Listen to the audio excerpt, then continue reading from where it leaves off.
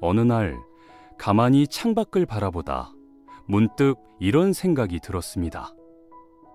내가 이렇게 외로워도 되는 걸까?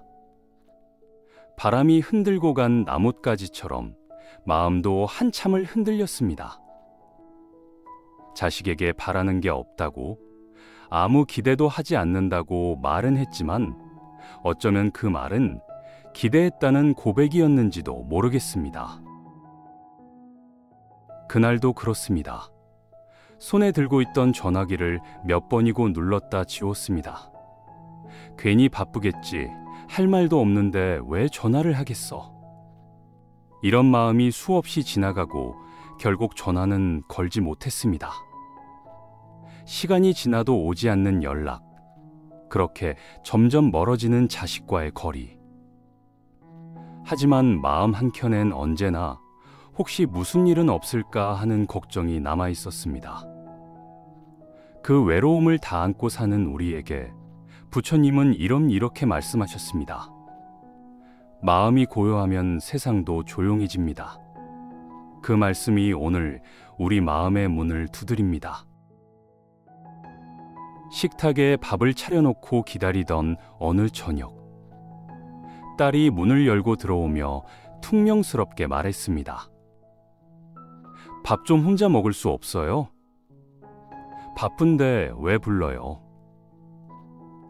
순간 가슴이 철렁 내려앉았습니다. 이 말을 들으려고 하루 종일 반찬을 준비한 게 아닌데 왜 이렇게 마음이 허전한 걸까요? 딸은 대충 밥을 뜨고는 방으로 들어가 버렸고 남은 식탁 앞에 홀로 앉은 나는 한참 동안 젓가락을 들지 못했습니다. 예전엔 웃으며 같이 밥을 먹던 그 아이가 이제는 내 존재 자체가 짐처럼 느껴지는 것 같았습니다. 내가 뭘 잘못했는지도 모르겠는데 어떻게든 다가가려고 했던 그 마음이 돌아오지 않았습니다. 부처님께서는 마음의 고요함을 가장 큰 힘이라 하셨습니다. 누군가의 말이 우리를 아프게 할 때 그 말보다 더 큰 파동은 우리가 스스로 만든 반응입니다. 딸의 말 한마디가 차가웠을지라도 그 말을 내 마음속에 오래 품어두면 상처는 더 깊어집니다. 고요함은 멀어졌던 관계를 다시 바라보게 합니다. 딸도 어쩌면 힘든 하루를 견디느라 여유가 없었을지 모릅니다. 그 상황을 고요히 바라볼 수 있다면 마음속 서운함도 언젠가는 흩어지게 됩니다. 다음에는 딸이 퉁명스러운 말을 해도 잠시 멈춰서 저 아이 마음도 힘들겠구나 하고 바라보면 어떨까요? 내가 먼저 화를 내지 않는 것, 말없이 기다리는 것, 그것이 우리가 할 수 있는 가장 지혜로운 선택이 될 수 있습니다. 그날은 비가 부슬부슬 내리는 날이었습니다. 현관 앞에서 우산을 정리하던 아들에게 밥 먹고 가라고 했을 뿐인데 아들은 깊게 한숨을 내쉬며 대답했습니다. 엄마는 왜 맨날 똑같은 소리만 해요? 그리고는 대답도 기다리지 않고 문을 닫고 나가버렸습니다. 집안엔 아들의 체온도 발자국도 남지 않았습니다. 남은 것은 오직 조용한 정막과 닫힌 문 하나뿐이었습니다. 그날 이후 아들의 연락은 한참을 멈췄습니다. 혹시 내가 뭔가를 잘못한 걸까? 밥을 차려주겠다는 말이 뭐가 그렇게 싫었을까? 생각은 꼬리를 물고 이어졌고 가슴속에는 설명할 수 없는 허전함이 자리를 잡았습니다. 부처님께서는 마음을 억지로 바꾸려 하지 말고 있는 그대로 받아들이라고 하셨습니다. 자식을 향한 사랑은 때때로 과하게 표현될 수 있습니다. 우리 마음은 온전한 사랑이지만 상대가 받아들이는 방식은 다를 수 있습니다. 아들은 지금 스스로의 공간이 필요했던 것일지도 모릅니다. 우리가 문을 열어놓고 기다릴 때 그 아이는 언젠가 다시 돌아올 수 있습니다. 닫힌 문을 억지로 열려 하면 상처가 생기지만 기다림은 마음을 더욱 깊게 만들어줍니다. 아들과의 대화가 끊겼다면 당장 무언가를 하려 하기보다 기다리는 연습을 해보는 것도 좋습니다. 문이 닫혔을 때 그 앞에서 마음을 다그치기보다 조용히 등을 돌려 내 마음부터 다독이는 시간이 필요합니다. 그 고요함 속에서 다시 문이 열릴 수 있습니다. 친구는 얼마 전 어머니를 요양원에서 떠나보냈습니다. 그동안 찾아뵙지 못했던 미안함이 장례식 내내 그의 눈에 고스란히 맺혀 있었습니다.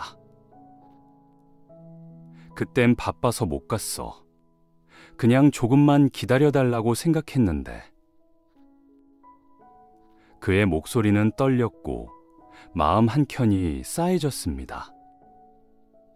어머니는 늘 문 앞에 앉아 자식이 오기만을 기다리셨다고 했습니다. 그 침묵 속에서 흘러간 시간들이 이제는 되돌릴 수 없는 후회로 남은 것입니다.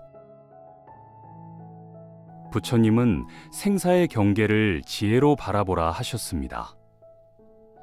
모든 것은 무상하다고 하신 그 말씀은 우리가 오늘 해야 할 일이 무엇인지 알려줍니다. 시간은 되돌릴 수 없고 사람의 마음은 변하기도 합니다. 그러나 살아있을 때 전할 수 있는 마음은 그 자체로 가장 소중한 선물입니다. 우리는 때때로 다음에 하지라는 말로 소중한 순간을 뒤로 밀어버립니다. 그러나 그 다음이 없을 수도 있다는 사실을 잊지 않아야 합니다. 지금 살아계신 부모님, 형제, 지인에게 따뜻한 한마디라도 전해보는 건 어떨까요? 크지 않아도 됩니다. 잘 계시죠? 그 한마디면 충분합니다. 마음은 말로 전할 때 힘을 얻고 그 순간이 쌓이면 후회는 줄어들게 됩니다. 배우자의 병간호는 생각보다 길고 지친 여정이었습니다. 같이 살던 사람이라 당연히 해야 한다고 생각했지만 밤낮 없는 간병과 식사 준비, 병원 동행, 약 챙기기에 지쳐갈 무렵 내 마음속에 이상한 생각이 스며들기 시작했습니다. 왜 나만 이렇게 살아야 하지? 이게 진짜 부부의 의미일까? 이런 생각을 한다는 것 자체가 스스로가 몹시 미워졌습니다. 하지만 누구에게도 그 말을 꺼낼 수 없었습니다. 모두가 당연하게 생각하는 일 앞에서 나만 힘들다고 말할 수는 없었기 때문입니다. 부처님께서는 자비는 타인을 위한 것이 아니라 먼저 자기 자신을 위한 것이라 하셨습니다. 자기 마음을 돌보지 않은 채 계속 남을 돌보면 결국엔 지쳐 쓰러지게 됩니다. 남을 위하는 일이 진정한 자비가 되려면 먼저 내 마음을 살펴야 합니다. 내가 괜찮지 않은데도 계속 희생만 한다면 그 마음은 점점 메말라 갑니다. 하루에 10분만이라도 스스로를 위한 시간을 가져보시길 바랍니다. 차 한 잔, 좋아하는 음악, 조용한 산책, 그 어떤 것도 괜찮습니다. 나 자신을 돌보는 그 마음이 쌓이면 남을 향한 자비도 더 단단해집니다. 형이 세상을 떠난 뒤 남은 것은 옷 몇 벌과 편지, 그리고 사진 몇 장이었습니다. 가족이라면 서로 더 자주 연락하고 서운한 마음도 풀고 살았어야 했는데 삶에 바쁘다는 핑계로 오랫동안 연락을 하지 않았습니다. 그가 남긴 상자 안에서 어릴 적 함께 찍은 사진을 발견했을 때 가슴이 먹먹해졌습니다. 그 사진 속에선 분명히 웃고 있었는데 그 웃음은 이제 다시 볼 수 없게 되었습니다. 과거는 지나간 것이니 그 안에 머물지 말고 현재를 있는 그대로 살아가라. 부처님의 이 말씀은 우리 삶의 중심을 지금 이 순간에 놓으라는 뜻입니다. 형과 나 사이의 오해와 거리감은 결국 시간을 놓친 결과였습니다. 하지만 남은 우리에겐 지금의 관계를 새롭게 만들 수 있는 기회가 있습니다. 오랜만에 연락이 끊긴 가족이나 지인이 떠오른다면 지금 이 순간 전화를 한 통 걸어보시는 건 어떨까요? 그 한 번의 용기가 관계를 다시 연결할 수 있습니다. 과거에 머물지 말고 지금 할 수 있는 일을 하시면 언제나 새로운 시작이 가능합니다. 결혼한 지 30년이 넘었지만 이 사람과 함께 있는 시간이 오히려 더 외롭게 느껴질 때가 있습니다. 같은 방, 같은 식탁, 같은 공기를 나누며 살아도 서로의 마음은 너무 멀리 떨어져 있는 것 같았습니다. 남편은 텔레비전 앞에서 하루 대부분을 보내고 말을 걸어도 대답은 한두 마디뿐. 어쩌다 얼굴을 마주해도 마치 타인과 대화하는 듯한 공허함이 감돌았습니다. 한때는 눈빛만 봐도 마음이 통하던 사람인데 지금은 오늘 하루 어땠어? 라는 질문조차 의무처럼 느껴지는 날이 많았습니다. 서로에 대한 관심이 식은 걸까? 아니면 마음이 다친 걸까? 이런 의문이 쌓여갈수록 혼자인 것 같은 외로움이 깊어졌습니다. 부처님께서는 탐, 진, 치의 불꽃은 관계를 태운다고 하셨습니다. 탐욕, 분노, 어리석음은 우리 안의 맑은 관계를 흐리게 만들고 가장 가까운 사람에게서조차 마음을 닫게 합니다. 남편의 무관심이 꼭 당신에 대한 무관심은 아닐 수 있습니다. 그 또한 마음의 문을 닫아야만 했던 이유가 있었을지도 모릅니다. 우리가 서로의 침묵을 이해하고 그 안의 마음을 보려고 한다면 비로소 관계는 다시 물처럼 흐를 수 있습니다. 남편과의 대화가 막혀 있다고 느껴질 때 말을 거는 대신 작은 행동을 먼저 해보시는 건 어떨까요? 그의 좋아하는 반찬을 하나 올려주거나 무심히 함께 앉아있는 시간을 가져보는 것. 말이 아니라도 전달되는 마음이 있습니다. 그 작은 움직임이 긴 침묵을 깨우는 시작이 될 수 있습니다. 어느 날 아침, 거울 앞에서 주름진 얼굴을 오래 바라보았습니다. 살면서 참 많은 일을 겪고 가족을 위해, 자식들을 위해 쉼없이 살아왔지만 정작 내 삶이 어떤 모습이었는지는 기억이 흐릿하게만 느껴졌습니다. 젊은 시절 하고 싶었던 일들, 가지고 싶었던 꿈, 그 모든 것이 자식들의 성공과 가족의 안정을 위해 하나하나 접어두었던 기억이 떠올랐습니다. 그리고 문득 이제라도 나를 위한 시간을 가질 수 있을까 하는 마음이 들었습니다. 그러나 또 한편으로는 이 나이에 무슨 소용이야 하는 생각이 마음을 붙잡았습니다. 자신을 사랑하지 않으면 누구도 사랑할 수 없다. 부처님께서 하신 이 말씀은 우리가 너무 오래 외면했던 자신을 다시 돌아보라는 뜻입니다. 누군가를 위한 삶은 아름답지만 그 안에 나가 없다면 결국 마음은 지칩니다. 이제는 자신에게도 조금은 따뜻해져도 되는 시기입니다. 지금부터라도 삶의 한 걸음을 나를 위해 내디뎌 보십시오. 지금이라도 작은 취미를 시작해 보시는 건 어떨까요? 글을 쓰거나 식물을 키우거나 조용한 사찰에 들러보는 일도 좋습니다. 나 자신에게 들려주고 싶은 말들을 하루에 한 줄씩 적어보는 것도 좋습니다. 그런 시간들이 쌓이면 비로소 마음 안에서 나를 만나는 순간이 찾아옵니다. 우리는 많은 것을 겪으며 살아왔습니다.